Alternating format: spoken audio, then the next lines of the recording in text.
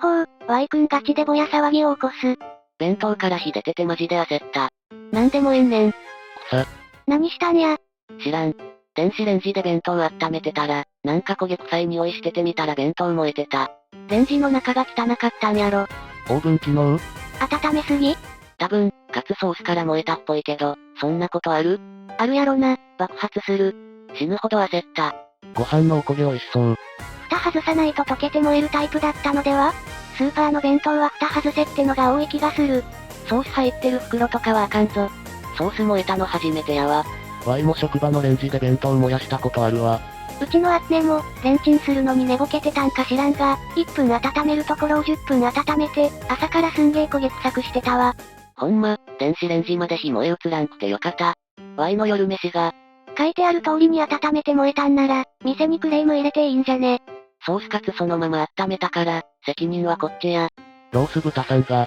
食べ物で遊ぶな。怖くてもう電子レンジ使えんわ。電子レンジは危ないから、基本コンビニで温めてもらった方がいい。家のレンジは結構誤作動とかで、温まらなかったり温まりすぎなかったりする。オーブンモードでやったんやろ。ごく稀にやってしまうけどここまで燃えたことはないな。匂いですぐ気づく。レンジ、発火で検索したらこういうのも発火するみたいやし、低乱数引いたんやろ。なんか草。お墨付きかっこ本物。ソースは取り出してください、とか書いてあるやろ。発達障害気味だから忘れちゃった。プラスチック溶けて米に流れてそう、食べるのやめとけ。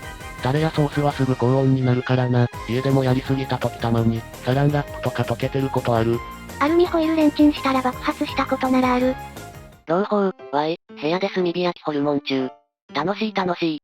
めっちゃ豪遊や。は？な、持つか？せやで。グッバイ一致。死ぬやろ。ドアとか換気扇目張りしたし、近所には迷惑かけとらんやで。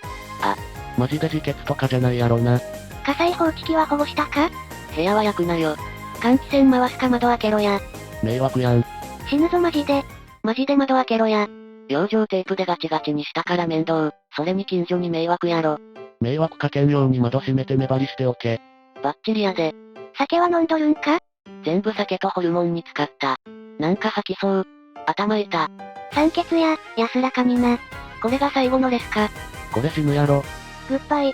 死ぬなら天岐ください。これもう自殺だろ。これ出るときめちゃくちゃ退去料取られそう。死んだらただやで。本気出た死ぬぞ。やめとけ。一酸化炭素中毒なるやろ。大丈夫か？一致気絶してて草。これって苦しまずにいけるんか？だったら検討したい。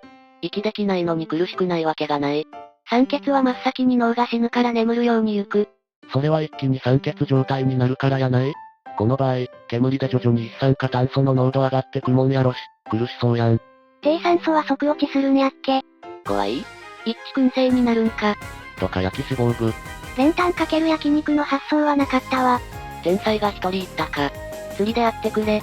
酒とホルモン食いながら死ねたら本望だろ。ホルモン自殺や。お前と戦いたかった。グッバイ一致、フォーエバー一致。本日の重川なんジェイミンの紹介はここまで。ご視聴ありがとうございました。もっと面白いなんジェイミンを見たい方はぜひコメント、高評価よろしくお願いいたします。